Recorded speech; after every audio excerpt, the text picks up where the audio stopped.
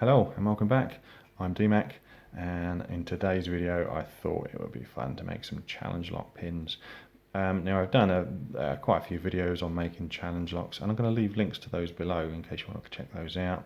There's a video which talks about all the tools that you need, or all the tools that I use at least, to make challenge lock pins. There was also a video series I did which made a challenge lock from scratch, not this one. This one is Bertie Big Spuds. He's going out soon to cause some trouble. Yes, there was a 3-part series on building a challenge lock from scratch, and I've also done videos on making kind of intricate pins. So we've got a rattlesnake pin there with some loose discs on it. Recently I did a video on making these, which are piston pins.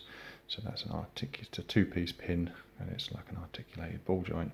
And in fact, this morning I've been playing around with pins, and I've made a sort of mutant hybrid of the two. So these are piston pins that have got rattlesnake discs on.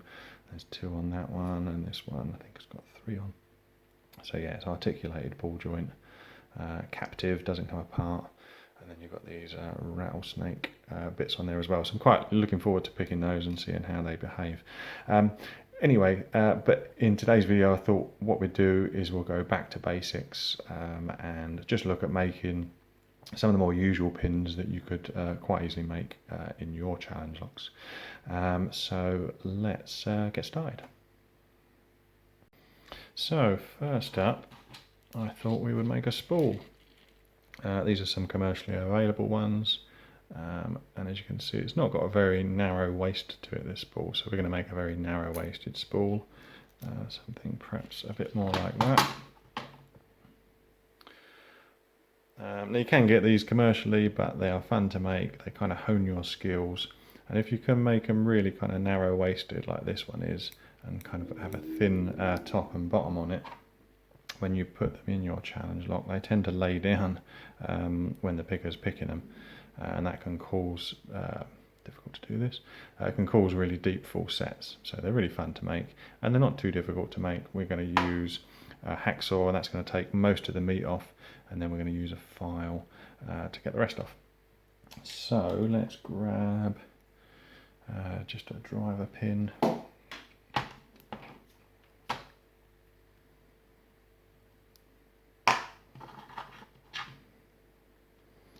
I kind of want to put him in just the right amount.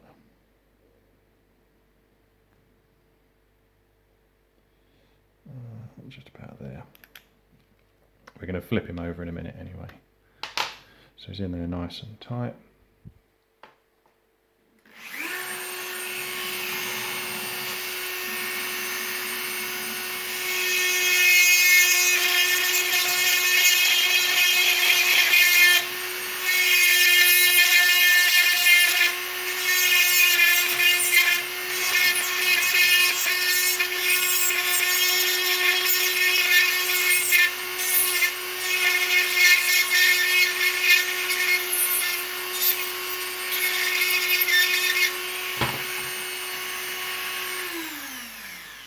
So I've very roughly cut that, but as you can see, the hacksaw takes a lot of meat off very quickly.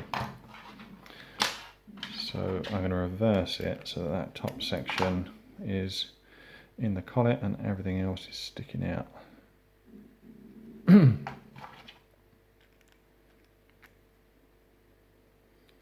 Hopefully,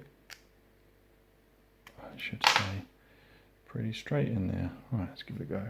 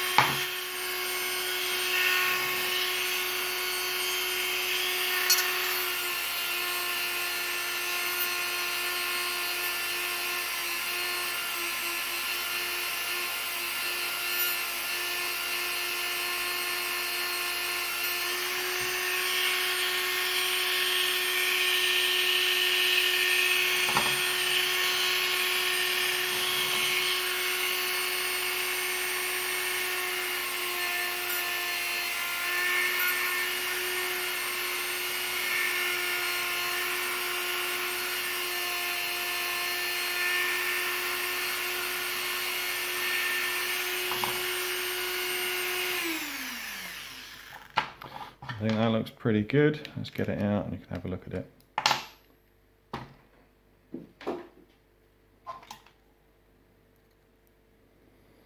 So there we go, we've got a super skinny spool. If I compare that to, that was that commercially available one, as you can see our spool is a lot sharper and that waist is super narrow and the top's very thin as well. And that means that, as I say, we're going to get some really deep full sets in this, particularly if you put like a little final little groove either side of those plug chambers. That'll really kind of lay down as you pick it. And going through using that sandpaper as well just makes everything nice and smooth, and that's great for aesthetics. It's also good because it functions really smoothly as well in the lock. So there we go, that's a narrow waisted spool pin. Right, the next pin we're going to look at making for this challenge lock is just going to be a tapered pin. Now, tapered pins are really easy to make and they can be super effective in a challenge lock, because you have to kind of set it several times. So it's a pin that the picker will have to keep going back to. And all we're going to use is a flat file for this one and a bit of sandpaper, I think. So let's just get this in the chuck. Tie him up, of course. And all we're going to do is spin him up, and I'm going to create a taper, just a narrowed section towards the tip. And to do that, I'm just going to angle this file just slightly over like that. And probably we're only talking like 2 or 3 mil, making it tapered down there, and then I'll sand him off and smooth him off.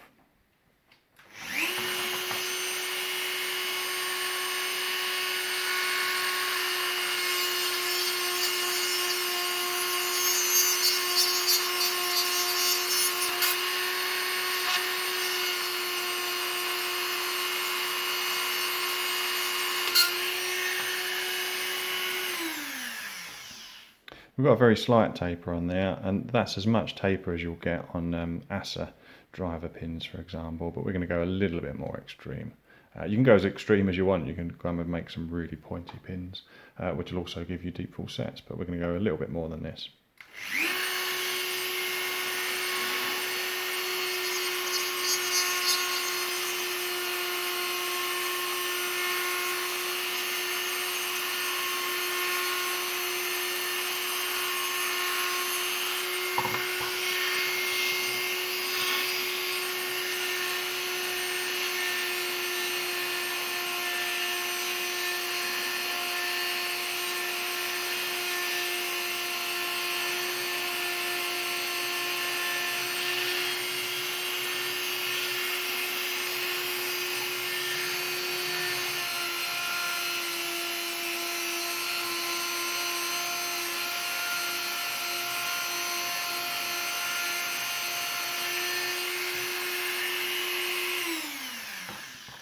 And I think we'll call that done. As you can see, really simple pin to make. And let's just have a look at him.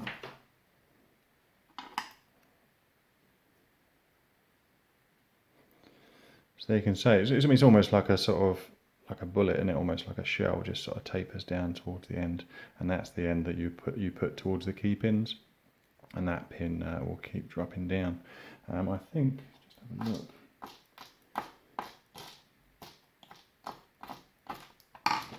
I was just looking in my box of pins here because I think I've got some tapered. Oh, there we go. That's what I was looking for. So this is another tapered pin, and I've put some serrations on there. So that's something you can do as well. I think, to be honest, I just do that because it looks really good, or I like the way it looks. But as far as operation goes, they probably operate better. Sorry, out of focus. When they're smooth like that. So that is a tapered pin. Right, the next pin we're going to look at making is a serrated pin. Now, various tools you can use for this, but what you want is something that's very fine and very sharp. Now, you can use like a Stanley knife, you can use a serrated steak knife. I picked one of these up off of eBay, and this is just a really fine toothed saw. I think if you look for jewellery jewellery making tools, you'll come up with these. Or I actually saw this down my local craft store actually recently, so they also sell them there. And we're going to use it to make several serrations on the pin. Now I'll get him in the Dremel, and he's only a very short pin, this one, so we're just going to do serrations on one side, and we kind of want to put him in the collet with as much meat sticking out as we can. We'll get him nice and tight. So the way to do it is I'm going to put one serration here and then just work my way down. So we'll probably get 3 serrations, maybe 4, just on that length of pin.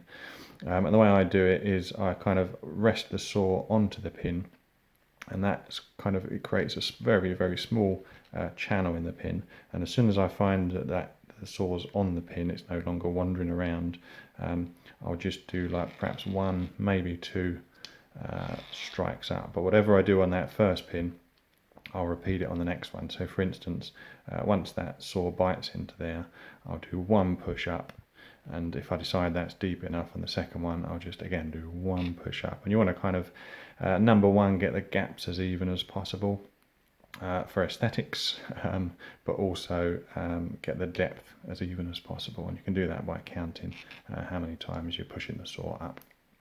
So let's spin him up, see what we can do.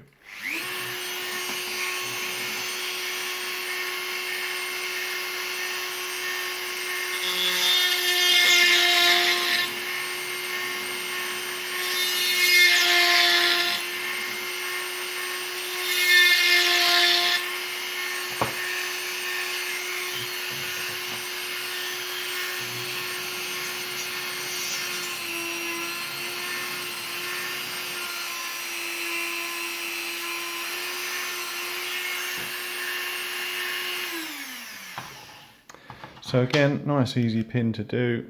Let's just show you those serrations. I'll get them out and we can have a look at him.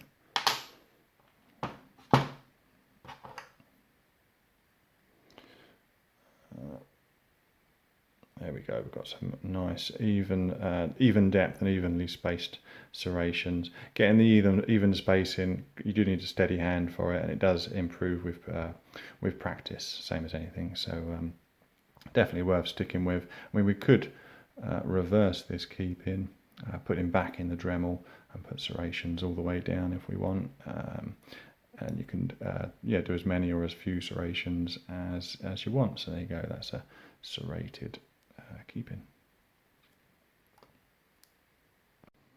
Well, I hope you found that interesting, and more importantly, I hope it inspires you to give pin making and challenge lock making a go.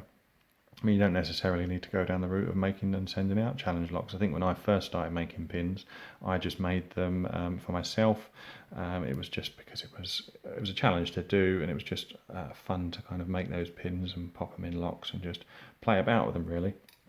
Definitely a fun side of the hobby.